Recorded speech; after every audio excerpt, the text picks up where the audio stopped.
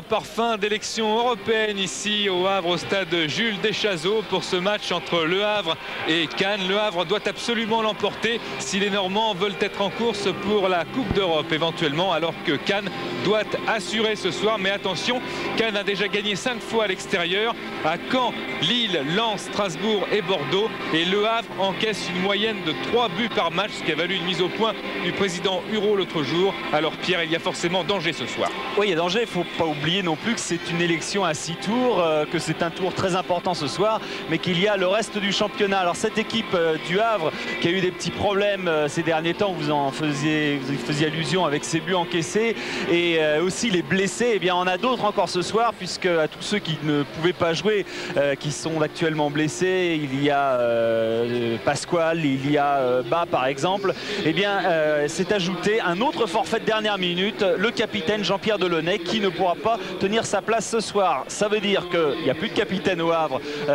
du moins l'habituel, et qu'un nouveau roi est appelé à régner. Grégoire Margoteau va sûrement nous en dire plus. Je veux bien vous en dire plus. Le problème, c'est que pour l'instant, ils sont encore en train de s'entraîner, les joueurs du Havre. Donc on ira voir Thierry Huvenard tout à l'heure. On le laisse s'échauffer. Thierry Huvenard, qui est donc le nouveau capitaine, on va aller le voir tout à l'heure. Et on a vu les crampons des Cannois qui étaient en train de s'affûter dans les vestiaires. Ça aussi, ça va être un des paramètres importants ce soir. Le terrain du Havre, on en a beaucoup parlé ces derniers temps. Il est dans un état, n'ayons pas peur de le dire, catastrophique. Le président Hureau viendra nous en parler à la mi-temps tout à l'heure. Et Revaux dans les buts est bien décidé à y prêter vraiment attention. De même que Safet Souvic, qui a demandé à ses joueurs ce soir exceptionnellement de sauter le plus possible le milieu de terrain, essayer de garder le moins possible le ballon au sol à cause de ce terrain. Et puis Jean-Jacques Amselem vous a montré tout à l'heure le gros plan de l'épaule de Michel Dussuyer, le gardien de Cannes, qui a été incertain pendant quelques heures, mais qui pourra heureusement tenir sa place pour son 4e match de la saison. Il remplace le Masson, toujours non rétabli de son opération au ménisque. Dans les rangs du Havre, il y a quand même des joueurs qui ont explosé cette année, et Caveglia on le connaissait, mais c'est vrai que c'est actuellement l'une des valeurs sûres au niveau des buts dans le championnat. Il en est à 17 buts. Il n'y a pas que lui, voici ses statistiques dans cette équipe du Havre qui marque. Il y a Lagrange, il y a Dorip, il y a ceux qui travaillent énormément, ceux qui donnent des bons ballons, ceux qui sont les révélations un petit peu de la saison pour le Havre, en particulier Vikash Dorasso, que Denis Balbir est allé rencontrer à l'entraînement, et ce n'est pas loin de chez lui. De grands-parents indiens de l'Andhra Pradesh, au sud-est du pays, Vikash Dorasso est le seul des frères et sœurs de la famille à ne pas être né à l'île Maurice, mais au contraire à Cocrioville, à 2 pas de la Cavée Verte, lieu d'entraînement des Havrais. Auteur de son premier but en professionnel ici à Bastia, au stade Fouriani, international espoir, Vikash Dorasso raconte. Je suis un peu le représentant de l'île Maurice en France. Donc je suis un peu le seul sportif qui a réussi un peu au niveau. Donc je suis assez fier de ça. Et quand je vois tout ce que je représente au niveau de l'île Maurice, je me rends compte que c'est important pour eux en tout cas. J'ai joué dans un club de quartier au Havre. J'ai été rapidement repéré. Je suis arrivé en pupille au Havre. Après, je suis passé par le centre de formation avec Abdel Jadaoui. Et je suis rentré dans le groupe professionnel l'année dernière. Donc c'est un parcours classique et assez régulier. Il n'y a pas eu j'ai pas grillé d'étapes par exemple. J'ai tout le temps franchi les étapes une par une et je suis arrivé jusqu'à ce niveau. Ce chef d'orchestre peut avoir une seule inquiétude, sa santé, car il sera sollicité au tournoi de Toulon par l'armée, le championnat et les JO d'Atlanta. Il faudra résister. Vikash qui signifie en hindi progrès, prospérité, tout ce qu'on lui souhaite. Et c'est ce que souhaite également Guy David, le voilà, Dorasso lorsqu'il est arrivé tout à l'heure. Et maintenant c'est sûr, Grégoire a retrouvé le capitaine du Havre. C'est sûr, il est capitaine pour la première fois parce que Jean-Pierre Delaunay n'est pas là.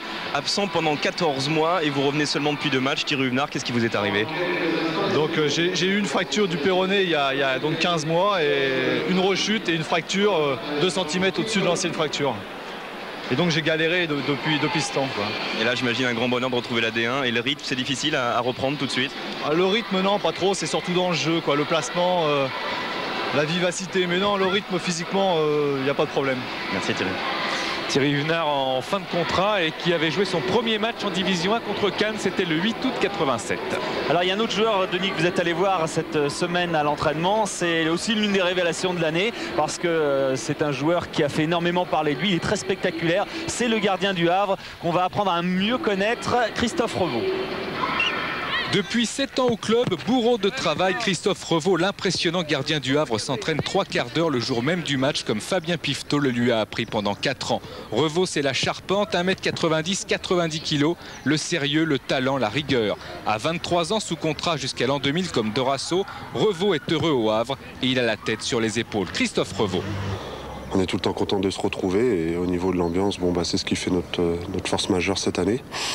Et puis après, à partir de là, tout s'enchaîne et puis c'est vrai qu'on fait un super parcours avec une super équipe. Et un gardien, c'est pas en 6 ou 7 mois qu'il faut le juger, c'est sur 2 ou 3 ans, la régularité. Et à partir de là, dans 2 ou 3 ans, peut-être qu'on y pensera un peu plus fort. Héroïque à chaque sortie, comme dernièrement à Nantes et Bastia, Guy David parle de son dernier défenseur. Un peu mal à l'aise, c'est vrai, loin de ses buts, mais tellement fort au sol et à bout portant. Guy David. Moi, je pense qu'il se doit de confirmer parce que chaque gardien connaît une grande saison, mais compte tenu de son âge, je pense que Christophe va être ce qu'on fait de mieux en France. Celui qui n'a aucune sélection mais des présélections en espoir multiplie les arrêts de classe aux commandes de la 8e défense du championnat. Ses exploits ne se comptent plus, une seule devise, confirmer, et c'est bien parti pour Christophe Revaux. Ouais, Christophe Revaux qui fait partie de ces tout bons gardiens du championnat de France de football, qui a travaillé avec Guy David, Joël Beaujoin aussi et Bruno Baron-Kelly. Est-ce qu'on peut rejoindre par exemple nos amis du FC News à Paris? Denis, j'imagine que vous êtes au courant. Cette semaine, il y a une sorte de fil rouge à Canal+. Charles Bétry, mercredi, a expliqué pourquoi on jouait à 11 au football. Et hier, c'était Eric Bénard qui expliquait pourquoi on jouait à 5 au basketball. Alors ce week-end, on va vous expliquer pourquoi on joue à 15 au rugby. Nous, on sait pourquoi on est 2. Parce que le premier qui se pointe ici, on l'arrose. On l'arrose. Donc c'est pas possible qu'on soit plus. Moi non plus. Et vous, est-ce que vous savez pourquoi vous êtes 2? Ah ben on est 3 déjà. Alors il y a 3 déjà, nous avez mal compté. Il y a Margoton qui est chargé de suivre le capitaine du Havre toute la soirée. D'ailleurs, il l'a pas raté d'entrée, donc on va le retrouver tout au long de ce match. On est 3 et on essaie de tenir le coup. En tout cas, eux, ils sont 22 sur le terrain, plus les 3 arbitres. Faites le calcul vous-même, ça fait du monde. Il y avait d'ailleurs beaucoup de personnes tout à l'heure sur le terrain, quelques minutes avant le match, il y a 1 heure exactement. Il y avait Thierry Ray qui est en direct bien sûr avec nous ce soir, mais qui a trouvé beaucoup de petits garçons tout à l'heure avant le match et ça l'a quand même pas mal intrigué. Alors sur la pelouse, sur la pelouse du terrain officiel du HAC, Monsieur Coquin, vous êtes éducateur du Havre. Et là, on voit qu'à quelques minutes du coup d'envoi, il y a des mondes qui courent partout, qui jouent au football. Qu'est-ce que c'est cette initiative? Alors, dans le cadre de ce qu'on appelle HAC Montparnasse, depuis maintenant 4 fois avant les matchs de l'équipe première, nous essayons de faire venir les enfants des quartiers ou des communes avoisinantes pour les faire jouer sur le terrain des pros, quoi. Ce sont des débutants donc. Alors, ils ont quel âge? Des débutants de 6-7 ans qui viennent des communes avoisinantes et de quelques quartiers du Havre. Donc le but ici, c'est de les faire jouer simplement. On n'a pas d'autre objectif que de les amener sur ce terrain-là. Alors on voit qu'ils disputent des petits matchs, mais il n'y a pas de compétition. C'est juste la découverte du football, c'est juste le plaisir de courir sur un terrain de football et d'apprécier le début. Il n'y a aucune compétition dans les plateaux débutants, c'est simplement des rencontres qui se succèdent. Il n'y a aucun classement, aucun championnat, rien n'est compté. En fait, nous demandons à avoir 8 joueurs de chaque équipe et ces 8 joueurs, ils se succèdent. Alors il n'y a pas de meilleur, il n'y a pas de plus faible, tout le monde joue pareil. Est-ce que ça ne va pas un petit peu abîmer la pelouse par rapport à ce que les pros, quand ils arrivent et qu'ils découvrent ce spectacle, ça doit leur faire plaisir, mais est-ce qu'ils n'ont pas peur un peu pour l'état de la pelouse? Je pense que les gamins sur le terrain pèsent en gros entre 15 et 20 kilos, donc c'est pas eux qui déterrent la pelouse. Il n'y a aucun problème. En plus, elle a été traitée, je pense qu'elle a été bien travaillée. Là, on sent qu'il y a des progrès. Enfin, je pense que les joueurs le disent mieux que nous, mais là, elle est bien, elle me paraît bien. Bravo à vous pour cette initiative. Voilà. Superbe image et pour tous les gamins, c'est un plaisir de jouer en levée de rideau, c'est abominable. Message destiné au FC News. Les 3 mousquetaires sont 4 puisqu'il y avait Thierry Ray que nous avons eu. Alors la pelouse, Jean-Jacques Absalem vous l'a montré, je crois qu'on va la voir énormément ce soir. Et comme il y a les joueurs de Cannes avec Francis Borelli qu'on a vu au passage, on a vu également Kosnikou, Guerra au loin. Voilà le capitaine Cotte qui commandera une défense à 3 défenseurs. On va attendre les Havrais, ou alors, comme ils ne sont pas là, on a le temps de regarder la composition de l'équipe, Jean-Jacques. On va commencer par le Havre avec donc Revaux et Fichot, le libéraux de cette équipe. Guy David n'a pas eu beaucoup de temps pour se retourner, pour essayer de réorganiser sa défense, mais ce sera donc une défense à 3 également. Fichot, Mézeli, Huvenard. En milieu de terrain, Bertin qui finalement sera sur le côté droit de Lucas, un jeune qui promet énormément dans la relance. Clapson qui lui fait son 2e match titulaire de la saison. Le premier c'était contre Cannes à l'aller. Dorassou en relayeur, Caveglia, Dory Lagrange, le trio magique, et on espère qu'il sera vraiment magique pour le Havre ce soir. Voilà pour les Havrais. Les Cannois avec donc Cotte, le libéraux, avec Amparzoumian, Pelé, Ferraoui, Vieira, Delmotte et Bedrossian, Mikou. Or la ville Kosnikou, ça fait 4 joueurs qui sont quand même dans un secteur très offensif. Je crois que du côté de Cannes et de Safes Suvic, on va essayer de tenter quelque chose ce soir.